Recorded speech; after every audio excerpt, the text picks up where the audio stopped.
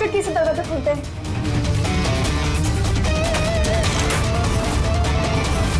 Ratan sir, Ratan sir, Ratan sir!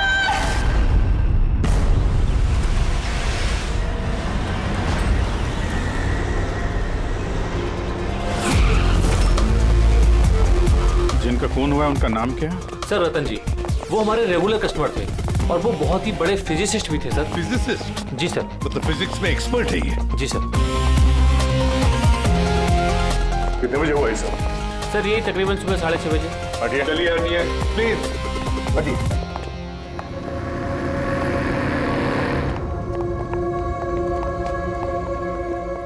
My God,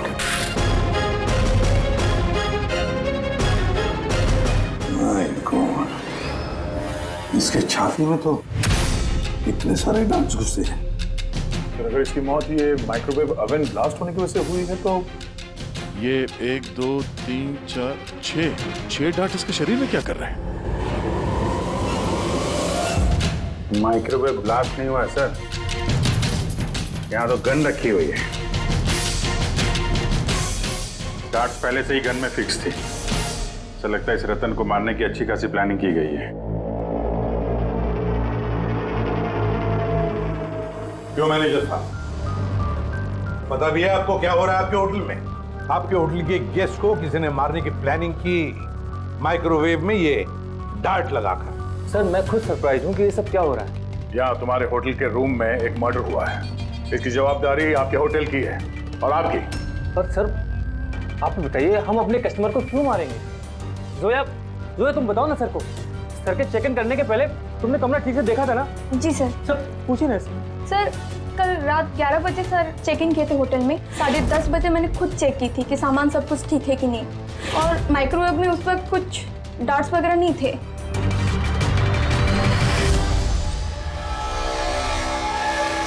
sir आधा खाया हुआ पिज्जा है सर। क्या ये आपके यहाँ ये बाहर का खाना अलाउड है? सर अलाउड तो नहीं है, लेकिन रतन सर रेगुलर थे तो किसी स्टाफ ने अलाउ कर दिया होगा सर। यार स्टाफ में कौन था जब ये पिज्जा कमरे के अंदर लाया गया? हा? क्या हुआ? हमारे सवाल शुरू हुए तो तुम्हारी जुबानें बंद हो गई? सीसीटीवी फुटेज देखना है हमें। रात 10:30 बजे से सुबह 6 बजे तक जो कुछ भी हुआ उन्हीं 7.5 घंटों के बीच में ही हुआ है।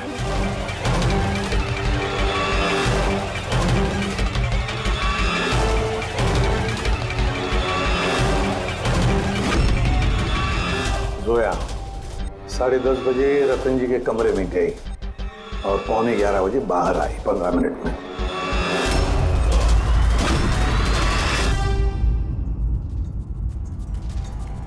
ग्यारह 11:11 पे ये रतन कमरे में गया। फॉरवर्ड करना जरा।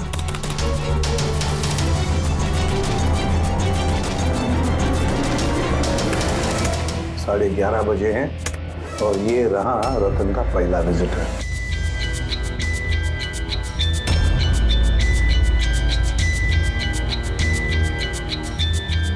अरे 5 मिनट में बाहर भी आ गया। काफी गुस्से में भी लग रही है कौन है? सर ये अमित है, रतन सर के भाई। पहली बार आए थे होटल में। रतन जी तो मिलना भी नहीं चाहते थे इन्हें, पर इन्होंने जबरदस्ती करके रूम में घुस गए।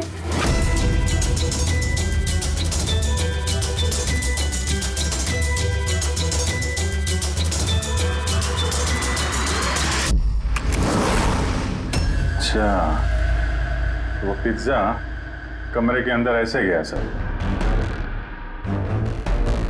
फॉरवर्ड करना जरा, फॉरवर्ड करना।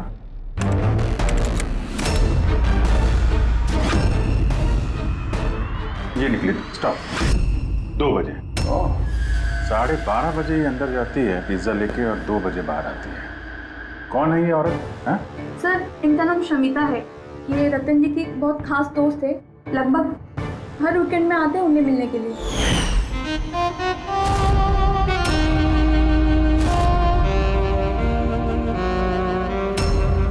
शमिता खास दोस्त रात के 12:30 बजे आती है पिज्जा लेकर। रतन को आखिरी कॉल किसी शमिता नाम की लड़की ने किया था और उससे पहले किसी अमित ने। सर हाँ पंकज, एक सेकंड, ये पासपोर्ट देखिए सर, इस पे ये कैम्बी का वीजा लगा है। तो सर ये बॉम्बे से कैम्बी जाने का टिकट। फोटो तो उसी की है पर नाम रतन नहीं है, दिग्विजय कुमार।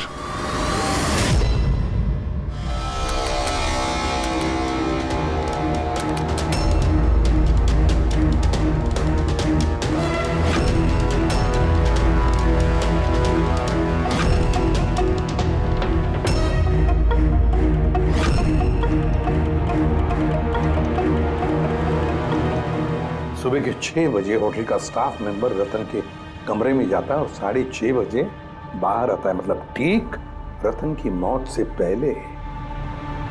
कौन है ये स्टाफ मेंबर? पता नहीं सर। क्या आप अपने स्टाफ वाले को नहीं पहचानते हैं? सर ये स्टाफ का आदमी नहीं है, मैं पता करवाता हूँ सर। मुकुल ये जाकर देखो ये आदमी कौन है, कोई नया स्टाफ आया है क्या? सर एक बात समझ में नहीं आ रही, ये रतन एक फिजिसिस्ट था, देश के स्पेशलाइज्ड स्पेस प्रोग्राम पे काम कर रहा था। नकली पासपोर्ट बनाने की क्या जरूरत? वही तो, कोई किसी फिजिसिस्ट को मारने के लिए इतनी लंबी प्लानिंग क्यों करेगा? पूर्वी, ये लैपटॉप चेक करो सर रतन का। सर हाँ, मैंने सारा रिकॉर्ड चेक कर लिया। ये बंदा होटल के किसी भी डिपार्टमेंट में काम नहीं करता है, इवन वो स्टाफ का भी नहीं था सर। सर मुझे लगता है वो बाहर का ही था। ये लो। कोई बाहर का अनजान आदमी आपके यहाँ आता है, होटल का स्टाफ बन के घूम रहा है, ये आपकी सिक्योरिटी है?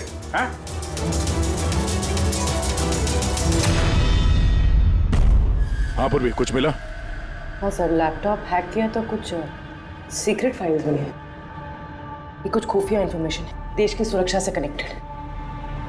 माय गॉड, ये क्या हुआ? सर ये खुफिया इंफॉर्मेशन रतन किसी को बेचना चाह रहा था। ये देखिए, इस डील से रिलेटेड मेल्स भेजे उसने किसी को। ये देखिए, ये सारे हैं। एग्जैक्टली ये खुफिया इंफॉर्मेशन क्या है जो रतन बेचने वाला था? सर हमारे देश के बॉर्डर पे कितने जवान तैनात हैं, आर्मी के पास कौन कौन से हथियार हैं, फौज की टुकड़ियां किन किन एरियाज में और कहाँ पर नहीं, सारी जानकारी है इसमें। अगर ये इंफॉर्मेशन किसी गलत आदमी के हाथ लग गया तो देश की सुरक्षा को खतरा हो सकता है। सर ये मिलिट्री की कॉन्फिडेंशियल फाइल्स उसे मिली कहाँ से? ऑब्वियसली पंकज, किसी आम आदमी के पास ये क्लासिफाइड फाइल्स नहीं हो सकते हैं। ये क्लासिफाइड फाइल्स और ये डुप्लीकेट पासपोर्ट इस बात की तरफ इशारा कर रही है कि ये रतन कोई फिजिसिस्ट नहीं था, ये किसी दुश्मन देश का जासूस था जो अपना काम करने के बाद इस नकली पासपोर्ट के जरिए देश छोड़ के भागने वाला था हमेशा के लिए। ये तो एप्रन वगैरह निकाल के बाहर निकल गया सर। फोन पर भी बात कर रहा है। फोन पर भाई पार्टनर हो बाहर। रेडी, होटल के बाहर के जितने भी सीसीटीवी कैमराज हैं ना, सबकी फुटेज चेक करो। सर जब तक इस अनजान स्टाफर का पता चलता है, ये शमिता और रतन का भाई अमित, इनसे पूछताछ करते हैं। सर ये रतन शायद फिजिसिस्ट नहीं था, दुश्मन देश का जासूस था सर। जासूस? हाँ सर, हमें उसके बैग से ये नकली पासपोर्ट मिला, उसके लैपटॉप में ये खुफिया फाइल्स है सर, ये देखिए। माय गॉड, तो फिर हमें जल्दी से जल्दी रतन के घर वालों से मिलना चाहिए और इस शमिता से भी पता तो चले कि ये रतन फिजिसिस्ट था भी या कोई जासूस। एक तो अभी मेरे पति का खून हुआ है और अब सीआईडी वाले उन पर देश से गद्दारी का इल्जाम लगा रहे हैं। भाभी संभालिए अपने आप को। वैसे ही भाई साहब की मौत के सदमे से आपकी तबीयत खराब है। मिस्टर अमित, आपसे भी कुछ सवाल करने हैं हमें। आप लोग एक साथ एक ही घर में रहते हैं, तो कल रात अपने भाई के पीछे पीछे होटल रूम में क्या करने गए थे आप? मैंने ही भेजा था उन्हें वहां। तुमने भेजा? किस लिए? क्योंकि रतन भाई साहब पूरी प्रॉपर्टी अपने नाम करके हमें घर से निकालना चाहते थे। वसीयत के पेपर के साथ भी छेड़छाड़ की थी उन्होंने, और अपने भाई का तो उन्हें कोई लिहाज ही नहीं था। ये तुम क्या कह रही हो दिया? भाभी प्लीज। ये सारी बातें यहाँ पर हो सकती थी घर में, इसके लिए होटल में जाने की क्या जरूरत थी? सर लड़ाई झगड़ा करके हम घर का माहौल नहीं खराब करना चाहते थे, और रतन भाई साहब इस टॉपिक को कई दिनों से अवॉइड कर रहे थे, इसलिए मुझे लगा कि होटल में जाके बात करना ही ठीक रहेगा। मगर कमरे से तो तुम बहुत जल्दी वापस आ गए थे, इतनी जल्दी बात हो गई? सर होटल के कमरे में भी बात हो नहीं पाई थी। भाई साहब बहुत नींद में थे और थके हुए थे, इसीलिए चिड़चिड़े भी हो गए थे, और गुस्से में आके मैं भी वहां से निकल गया। इतना बड़ा घर है फिर भी होटल में जाके ठहरते थे हैं? सर रतन काफी इंट्रोवर्ट थे, उन्हें अकेलापन चाहिए होता था ताकि वो अपने काम में ज्यादा ठीक से ध्यान लगा सके। घर में भी होते तो अक्सर वो अपने कमरे में ही होते थे।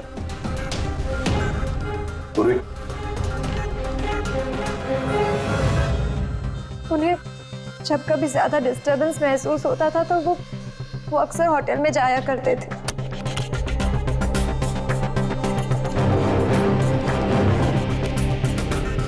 ये शमिता कौन है? शमिता? प्लीज कुछ कीजिए ऑफिसर, मैंने सुबह मिसिंग कंप्लेन दर्ज कराई थी, शाम होने वाली है, मेरी बीवी का कहीं कुछ पता नहीं चल रहा है। जीजू प्लीज रिलैक्स, शमिता दीदी मिल जाएंगी। क्या शमिता जी लापता है? जी। आप लोग? हम लोग सीआईडी से। अच्छा वो आप लोग आ गए, ये लोग तो कुछ कर नहीं पा रहे, अब आप लोग पता लगाइए ना मेरी बीवी कहाँ है। हम लोग तो पता लगा ही लेंगे, एक खून करके जो भागी है वो। क्या?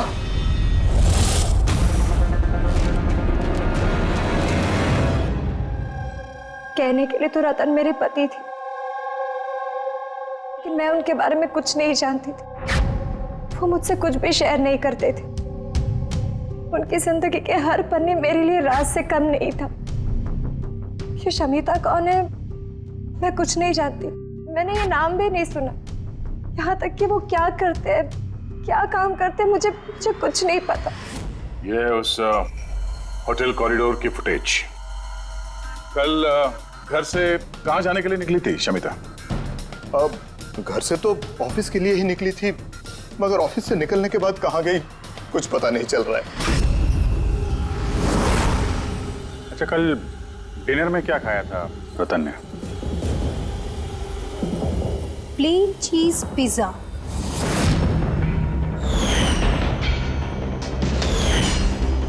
है ना भाभी? हाँ।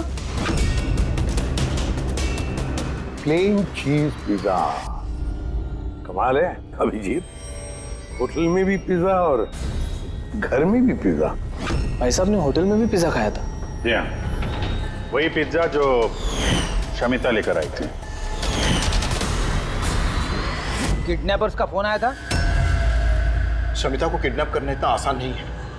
आईबी विंग में काम करती है वो, हर तरह से ट्रेंड है हर खतरे से निपटने के लिए। आईवी, आप अपने दीदी का कमरा दिखाइए जरा।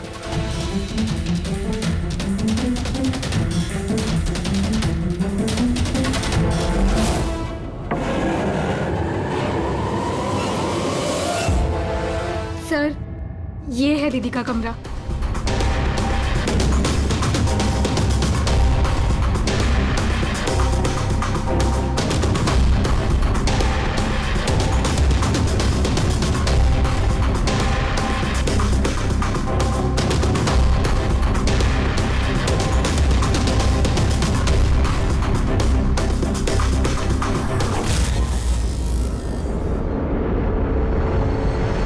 सर। हाँ। सर यहाँ आइए प्लीज।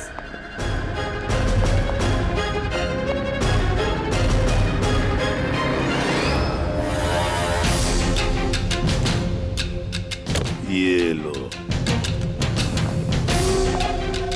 कमरे के अंदर कमरा। सर इधर आइए। ये कंप्यूटर हैक हुआ है सर। एक काम करो, पूरे घर की तलाशी लो। गाड़ियां, विग्स, ओहो, प्रोस्थेटिक्स। अभिजीत, देखा है सर? हाँ सर। और ये लॉकर में क्लासिफाइड फाइल्स, लगता है काफी समय से जासूसी चल रही है इसकी। सिर्फ इतना ही नहीं सर, कोई तो है जो रतन पे नजर रखे हुए था। उसकी कंप्यूटर की एक एक एक्टिविटी को मॉनिटर कर रहा था। ये कंप्यूटर हैक है। कौन हैकर है पता लगा? अब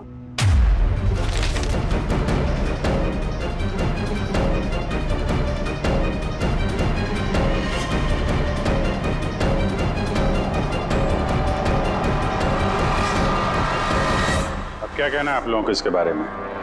एक ही छत के नीचे रहते थे आप लोग रतन के साथ, और इस बारे में आप लोगों को भनक भी नहीं है? सर भनक कैसी लगती सर? रतन भाई साहब तो अपने कमरे में किसी को घुसने भी नहीं देते थे। और यहाँ तक कि सर काम वाली को भी नहीं, सफाई वगैरह भी वो खुद ही किया करते थे। फिर जस्मीन जी, आपका क्या कहना है? हैं? ये तो बेडरूम के अंदर का ही तो कमरा है। सर मैंने आपसे कहा ना, मुझे कुछ नहीं पता। अरे ये कब और कैसे? तो शमिता घर पे नहीं है सर, लापता है वो। आईबी ब्यूरो में काम करती है। सर हमने उसका लैपटॉप चेक किया। पूर्वी को रतन के लैपटॉप पे जो खुफिया इंफॉर्मेशन मिली थी सर, वो सारी इंफॉर्मेशन यहाँ शमिता के लैपटॉप पे भी है।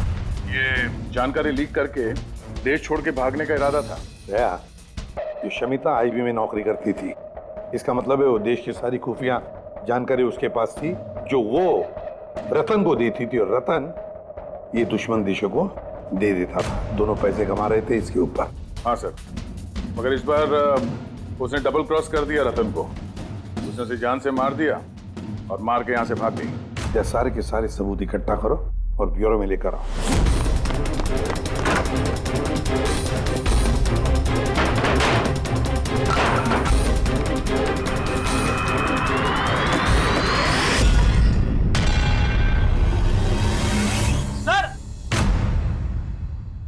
सर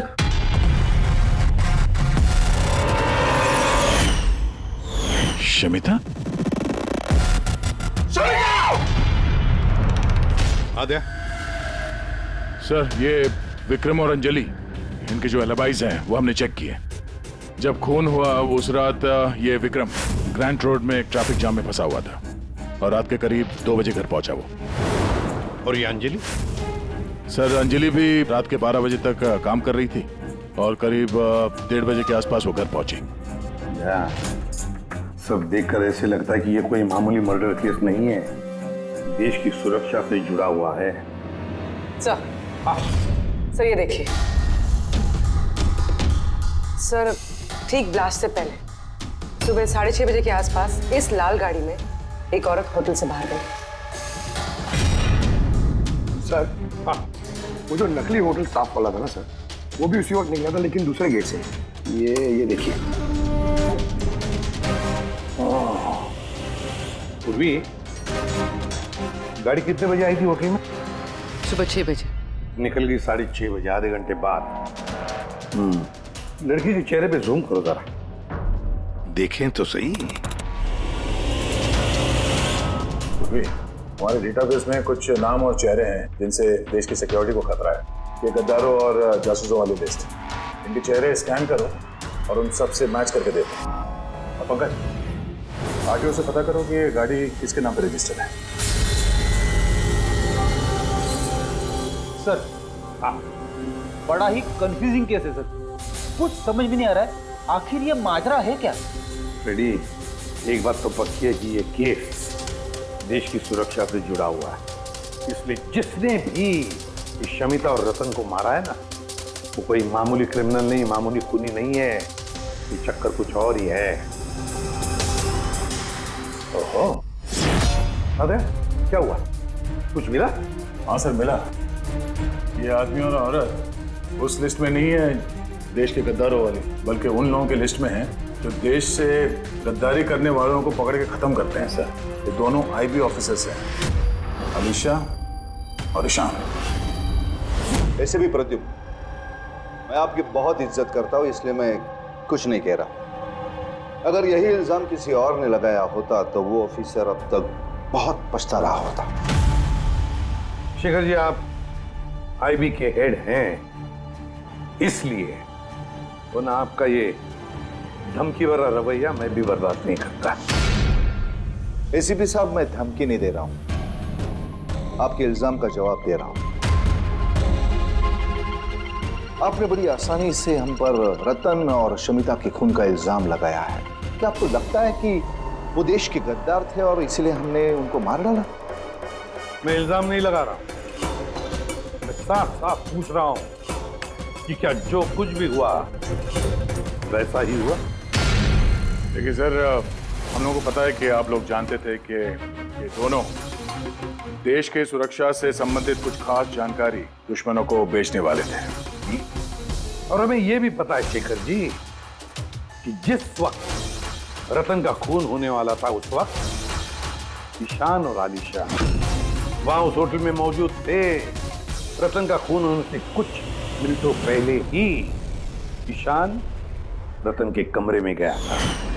शमिता रतन के कमरे में पिज्जा लेकर गई थी, एक ऐसा पिज्जा शायद जिसमें बेहोशी की दवाई थी। हा? तो आप लोगों ने शायद उससे कुछ ऐसा कहा होगा कि हमारे लिए काम कर दो और रतन को मार दो, तो आप लोग उसे छोड़ दोगे? क्यों? मगर वो अलग बात है कि उससे पहले शमिता मारी गई खुद अपने ही घर में। ये सच है कि हमें शमिता और रतन के गैर कानूनी कामों के बारे में पता चल गया था और इसीलिए सिर्फ और सिर्फ हम लोग उन पर नजर रख रहे थे।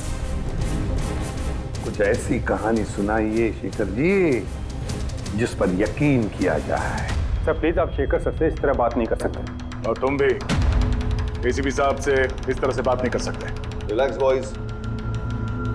आलिशा, तुम ही बताओ, तुम दोनों उस दिन होटल पे क्यों गए थे? सर, रतन के लैपटॉप से उन फाइल्स की कॉपी बनाने जो उसने दुश्मन देश को ईमेल कर दिया था, ताकि हमें ये पता चल सके कि हमारी कौन कौन सी खुफिया इंफॉर्मेशन उन तक पहुंच चुकी है। तो अब तसल्ली हो गई आपकी? हमारा मकसद सिर्फ नजर रखना था, मारना नहीं था। हाँ, लेकिन अगर जरूरत पड़े और हमारे पास ऑर्डर्स हो तो ऐसे देश के गद्दारों को मारने के लिए हमें आपके परमिशन की जरूरत नहीं है। सर फिलहाल तो टेंशन वाली बात यह है कि जिस किसी ने उन दोनों को मारा है तो उसके हाथ देश की खुफिया जानकारी लग गई होगी। वो ये जानकारी जिसे मर्जी दे सकता है, दुश्मनों को, आतंकवादियों को या किसी और को भी। हाँ, अगर हमें वो इंसान मिल गया जिसने उन दोनों को मारा है और जिसके पास देश की खुफिया जानकारी है, तो हम उसे मारने में भी हिचकिचाएंगे नहीं। और हमें पूरा यकीन है कि आईबी के पहुंचने से पहले सीआईडी उस तक पहुंच जाएगी। एसीपी प्रद्युमन, अपने ऑफिसर को समझाइए कि ये वक्त एक दूसरे को चुनौती देने का नहीं है, बल्कि मिलकर साथ काम करने का है। शेखर जी, देश की चिंता जितनी आप लोगों को है ना, उतनी चिंता हम सीआईडी वालों को भी है। लेकिन एक बात अच्छी तरह से याद रखना, जब तक ये मर्डर सुलझा नहीं जाता तब तक आप उस गद्दार तक पहुंच नहीं सकते। शमिता ने वो खास जानकारी लीक करके रतन को दी और रतन वो इंफॉर्मेशन किसी को बेचने वाला था। मगर इससे पहले कि रतन अपनी गद्दारी का काम पूरा कर ले, किसी ने शमिता को रतन के खून के प्लान में हिस्सा बना दिया। और अब अगर वो ईशान नहीं है तो जो कोई भी है सर, उसे जल्द से जल्द ढूंढना होगा। ये उसी ने शमिता को भी मारा है। हाँ, बोलता हूं क्या क्या सारुण के? अब क्या नया चक्कर है तेरा? क्यों? जब हम लोगों ने अपनी आंखों से उस सीसीटीवी फुटेज में देखा है कि रात के 12:30 बजे शमिता वहां होटल के कॉरिडोर में थी, तो तू कह रहा है कि वो शमिता नहीं थी? कौन हो सकता है? रतन की मौत कैसे हुई? रतन की मौत हुई जहर की वजह से। वो डार्ट जो हमें रतन की बॉडी में से मिला है, उस पर इतना जबरदस्त जहर लगा हुआ था कि सेकंड्स में ही रतन की मौत हो गई। और सर पॉइंट नंबर 2, इस माइक्रोवेव में डार्ट फिक्स करने के लिए खूनी को पूरा टाइम मिला होगा, क्योंकि ये नशीला पिज्जा खाने की वजह से वो बेहोशी की हालत में पड़ा होगा। बॉस, जो नशीली दवाई हमें पिज्जा में मिली है उसी नशीली दवाई के ट्रेसेस हमें रतन के पेट में से। हाँ, अभी पूरे इंग्रेडिएंट्स को अच्छी तरह से चेक नहीं कर पाया हूँ, लेकिन यार सामने मैंने सब कुछ मान लिया, बस सब कुछ मान लिया, लेकिन पहले ये बता इन सारी चीजों का शमिता के वहां होटल में ना होने से क्या कनेक्शन? बता रहा हूँ, वही बता रहा हूँ बॉस। शमिता डायबिटीज की पेशेंट थी, शक्कर की बीमारी। शमिता की मौत हुई है किसी मिलावट वाले इंसुलिन के इंजेक्शन की वजह से। और सबसे इंपॉर्टेंट बात, शमिता का मौत का टाइम है रात को 10 से 12 के बीच का। क्या? एग्जैक्टली। तो 12 बजे तक अगर वो मर चुकी थी, फिर 12:30 बजे वो हमें होटल में कैसे दिख सकती है? तो अगर शमिता ने रतन को नहीं मारा और अमित, ईशान और अलीशा ने भी नहीं मारा, तो फिर रतन को मारा किसने? और फिर वो फुटेज में जो औरत हमने देखी थी, अगर वो शमिता नहीं थी तो फिर कौन थी? शमिता। एसीपी साहब, आप शायद नहीं जानते कि मैं कितनी बड़ी टेंशन में हूं। अगर वो खूनी नहीं पकड़ा गया जिसने रतन और शमिता को मारा है, तो देश कितनी बड़ी मुसीबत में फंस सकता है, ये आप नहीं जानते। मैं अच्छी तरह से जानता हूँ शेखर जी, बहुत अच्छी तरह से जानता हूँ, लेकिन एक बात अच्छी तरह से याद रखिए, हम देश पर कोई भी आंच आने नहीं देंगे, उससे पहले ही हम खूनी को पकड़ लेंगे। सर, वो खूनी की आइडेंटिटी हमें वो ईमेल से मिल सकती है सर, जो रतन और शमिता ने एक दूसरे को भेजा है। आपको कैसे? मुझे तो ये भी लगता है कि जरूर कोई आसपास वाला ही है जिसे शमिता और रतन, इन दोनों की छोटी सी छोटी आदतों के बारे में पूरी जानकारी थी।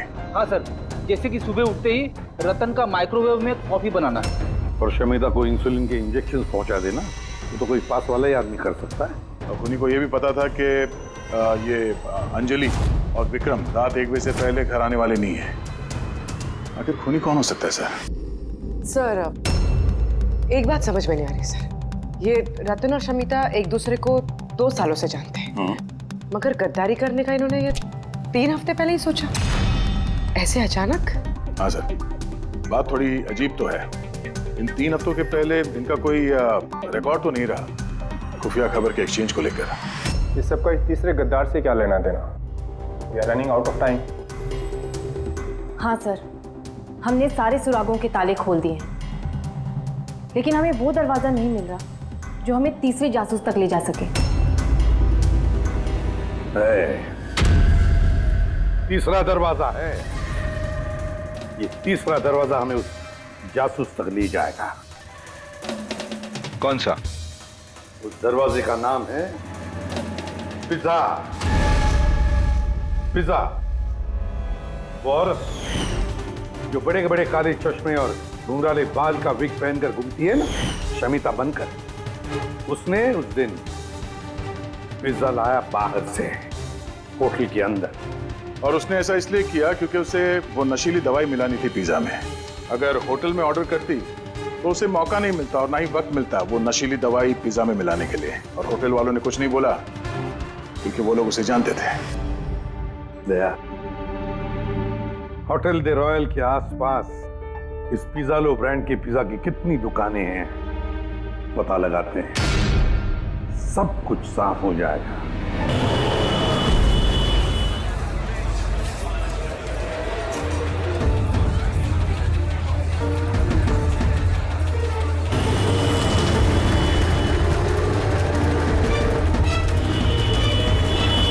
हाँ सर, कल रात 12:15 बजे कोई तो आया था पिज्जा लेने, लेकिन वो कोई लड़की नहीं बल्कि एक लड़का था। इन दोनों में से कोई था? हाँ सर, यही था वो। विक्रम?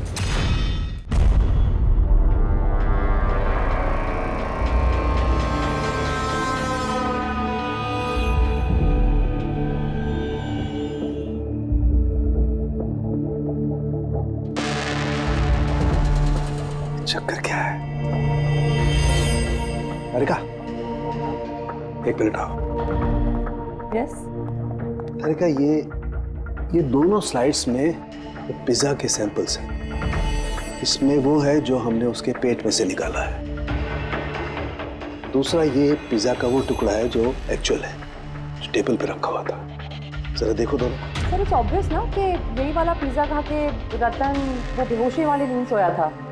उसमें देखना क्या है? Do you think I am a fool? No क्या पे? अरे कोई वजह होगी तभी तुम्हें दिखा रहा हूँ ना, प्लीज देखो ना। Of course sir, just see it. हाँ हाँ सर, हाँ।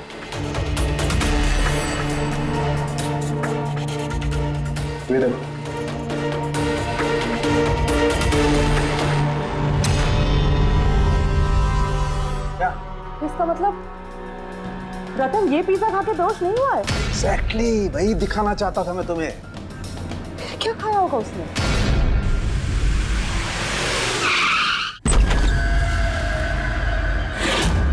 विक्रम, विक्रम, उसे क्या हो गया? विक्रम, जल्दी एम्बुलेंस को फोन करो। ये किस चीज की तरफ इशारा कर रहा है? फोन पे? हाँ, क्या है इस फोन में? 5 मिनट में एम्बुलेंस आ रही है। Good good. शमिता और रतन सामने। सिर्फ फोटो देखी तो लग रहा है कि लोग एक दूसरे को बहुत प्यार करते हैं। 1 महीने पुराना फोटो। दोनों प्यार करते थे या जासूस थे?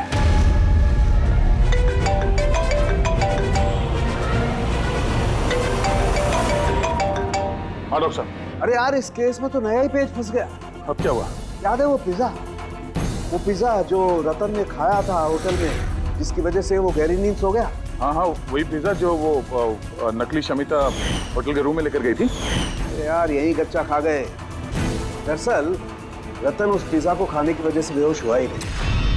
रतन बेहोश हुआ है किसी और चीज को खाने की वजह से, जो शायद उसने होटल में आने से पहले ही खा ली। होटल में आने से पहले? अभिजीत ने बताया था कि होटल आने से पहले रतन ने पिज्जा ही खाया था।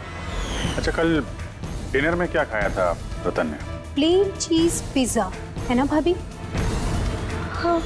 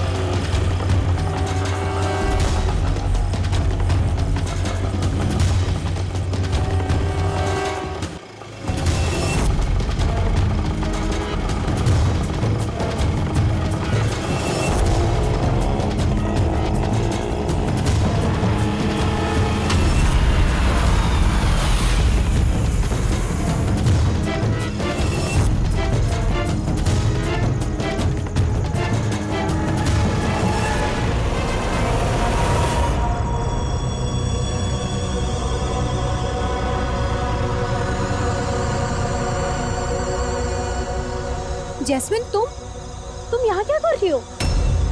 इन लोगों ने मुझे कुछ इन्फॉर्मेशन लाने के लिए कहा। मुझे कुछ पता ही नहीं उस इन्फॉर्मेशन के बारे में। इन्होंने कहा कि अगर मैं नहीं आई तो ये लोग मुझे जान से मार देंगे, इसलिए मैं यहाँ आई हूँ। वो कौन तुम लोग? हम तीनों को यहाँ धोखे से बुलाने का मतलब? देश के साथ धोखा ना हो, इसलिए हमें कभी कभी मुजरिमों के साथ धोखा करना पड़ता है। आई बी विंग। आप लोग वही है ना जिन्होंने रतन भैया को मारा था? रतन को किसने मारा और किसने नहीं, इसकी सच्चाई जल्द सामने आ जाएगी। लेकिन दिया, अमित, एक और सच्चाई आना बाकी है। वो क्या? वो ये कि तुम दोनों को ये पता होना चाहिए कि तुम एक देश के गद्दार के साथ रह रहे हो, है ना जैस्मिन?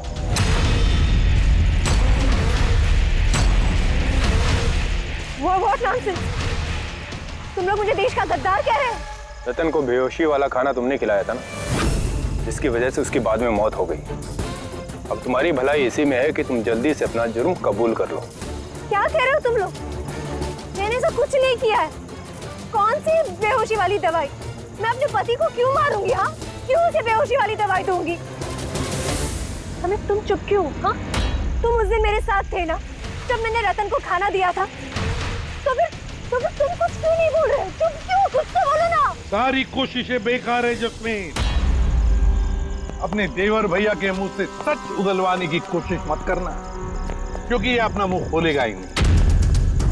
ये सारा किया धरा इसी का है। विक्रम को जानते हो? कौन विक्रम?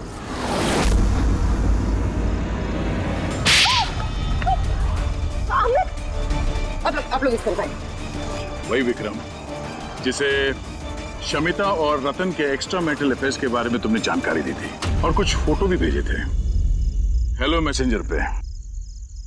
ये देखो, डिस्प्ले पिक्चर में तुम्हारा चेहरा है। कुछ याद है? ये क्या? शमिता और रतन के फोटोग्राफ्स विक्रम को हेलो मैसेंजर ऐप से जैस्मिन ने किसी और ने भेजा है। अमित, देश को नुकसान पहुंचाने का मेरा कोई इरादा नहीं था सर। और ये सारा गद्दार जासूस वाला जो एंगल है, ये सब कुछ मेरा गेम प्लान था, ताकि मैं कानून को गुमराह कर सकूं। पूरी बात डिटेल में बताओ। ये गद्दारी वाला नाटक क्या है? सर ये सब एक गेम प्लान था, ताकि रतन की मौत का इल्जाम मुझ पर ना आए और शमिता का मौत का इल्जाम विक्रम पर ना जाए। इसीलिए मैंने ये सब गद्दार जासूस का ताना बाना बुना था। और रतन को मारना क्यों चाहते थे तुम? हाँ? क्योंकि वो मुझे और दिया को घर से बाहर निकाल देना चाहता था, और अगर वो ऐसा कर देता तो मैं कुछ नहीं कर पाता। लेकिन मेरी किस्मत अच्छी थी कि उसी वक्त मुझे रतन और शमिता के लव अफेयर के बारे में पता चल गया, और तभी मैंने ये सारा प्लान रचा। मैंने शमिता के हस्बैंड विक्रम को उसकी बेवफा बीवी का सबूत दिया। गुस्सा तो इतना आ रहा है मुझे कि मन कर रहा है उसे डिवोर्स दे दूं, मगर क्या करूं? इसमें मेरा ही नुकसान है। अगर उसने मुझे छोड़ दिया ना, तो मैं खुद ही सड़क पे आ जाऊंगा। तो डिवोर्स मत दो, कुछ उससे भी बड़ा सोचो। मार डाले उन्हें। फिर मैंने और विक्रम ने रतन और शमिता के कंप्यूटर पे उनके नाम से ईमेल अकाउंट्स बनाए। रतन वाले ईमेल्स मैं भेजता था और शमिता वाले विक्रम। उस रात होटल में विक्रम ही नकली शमिता बनकर गया था। जब वो कमरे में पहुंचा तो उसने देखा कि रतन गहरी नींद में है। बस फिर उसने माइक्रोवेव में डार्ट्स फिट किए, थोड़ा सा पिज्जा खाया, नशीली दवाई मिलाई और फिर कमरे में से चला गया। और शमिता को वो जहरीला इंसुलिन का इंजेक्शन तुमने ही दिया था ना? हाँ, होटल जाने से पहले मैं शमिता के घर गया था। जी कहिए, आप कौन? तुम्हें आजाद करने आया हूँ। मतलब? दो लोगों से प्यार करना अच्छी बात तो नहीं है ना शमिता जी? होटल के कमरे में रतन से मिलने क्यों गए थे तुम, जब ये सारा प्लान पहले से ही करके रखा हुआ था? भले ही वो मुझे घर से बाहर निकाल देना चाहता था, लेकिन था तो वो मेरा ही भाई। एक आखिरी मुलाकात तो बनती थी, और ये सब मेरे प्लान में भी मेरी मदद करती। मैंने विक्रम को पहले से इन्फॉर्म कर दिया कि रतन नींद में है और कुछ ही देर में सो जाएगा। और तुम्हें लगा कि सीसीटीवी फुटेज में बहुत सारे लोग दिखेंगे, उसमें अगर तुम भी दिख जाओगे तो कोई शक नहीं करेगा। इसीलिए तो मैंने ये सारा गद्दार जासूस वाला खेल रचा था, ताकि आप सब लोग इसी में उलझ के रह जाए।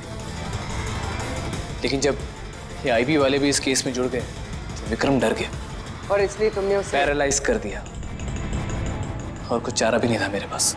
ये तुमने क्या किया अमित? पैसों के लिए तुमने अपने भाई को मार दिया। अमित, जायदाद और पैसों की लालच में तुमने अपने सगे भाई का खून कर दिया, और तो और कानून के साथ और देश की सुरक्षा के साथ भी खिलवाड़ किया। बहुत संगीन जुर्म किए तुमने।